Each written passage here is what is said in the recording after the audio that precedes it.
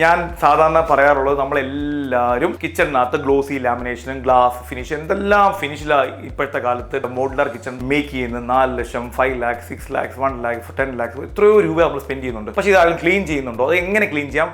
Time ഇല്ലെങ്കിൽ നമുക്കിത് എങ്ങനെ ക്ലീൻ ചെയ്യാൻ പറ്റും അത് ഞാൻ കാണിച്ചു തരാം. ഇതൊരു ക്ലീനിങ് ടൂളാണ്. ഇതിനകത്ത് നമുക്ക് അത്യാവശ്യം നമുക്ക് വാട്ടറും നമുക്ക് ഇതിനകത്ത് ഓൾ ക്ലീൻ എന്നൊരു ലിക്വിഡ് വാങ്ങിക്കാൻ മാർക്കറ്റിൽ കിട്ടും.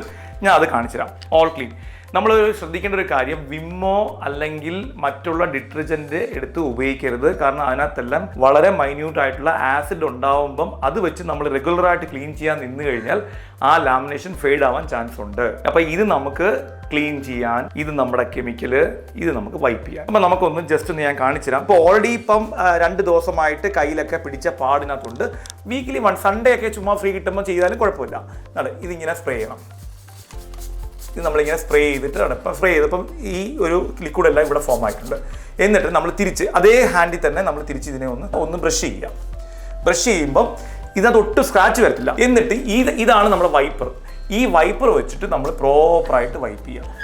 വൺസ് വൈപ്പ് ചെയ്തതിന് ശേഷം ഇതിനകത്തുള്ള വെള്ളം നമ്മൾ കംപ്ലീറ്റ് ക്ലീൻ ചെയ്തതിന് ശേഷമേ നെക്സ്റ്റ് വൈപ്പ് ചെയ്യാവൂ. വീണ്ടും ക്ലീൻ ചെയ്യാം, വീണ്ടും വൈപ്പ് ചെയ്യാം. ഇപ്പോൾ ഇതിൻ്റെ ലുക്ക് നോക്കിക്കോ, ബ്യൂട്ടിഫുള്ളാണ്. നമുക്ക് ഇതിനകത്ത് കൂടിപ്പോയ ഈ എൻറ്റയർ ഷട്ടർ ക്ലീൻ ചെയ്യാനായിട്ട് കൂടിപ്പോയ 5 മിനിറ്റ് വേണ്ട. നമുക്ക് എൻറ്റയർ ഷട്ടർ ക്ലീൻ ചെയ്യാൻ പറ്റും ഈസി ആയിട്ട്.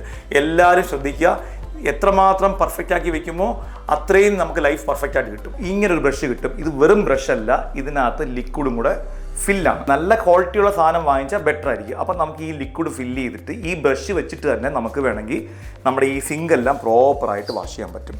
അപ്പോൾ ഇങ്ങനെ വാഷ് ചെയ്യുമ്പോൾ ഇതിനകത്ത് ഓൾറെഡി ലിക്വിഡും ഉണ്ട്, ബ്രഷും ഉണ്ട്. ജസ്റ്റ് ഇങ്ങനെ വാഷ് ചെയ്താൽ തന്നെ നമ്മുടെ സിങ്ക് പ്രോപ്പറായിട്ട് ക്ലീൻ ചെയ്യാൻ പറ്റും. കൂടാതെ നമുക്ക് ഗ്രാനൈറ്റൊക്കെ ക്ലീൻ ചെയ്യാൻ പറ്റും.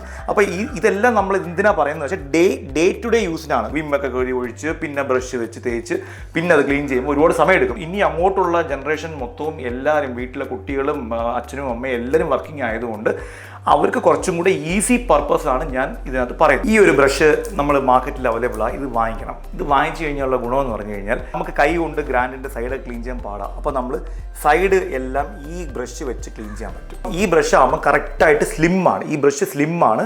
എഡ്ജസ് എല്ലാം ക്ലീൻ ചെയ്യാനായിട്ട് നമുക്കിത് എളുപ്പമായിരിക്കും. പെട്ടെന്ന് നമ്മുടെ കാര്യം നടക്കും.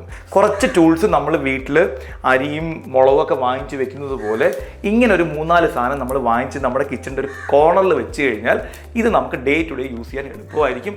എല്ലാവരും ഇത് ചെയ്യുക.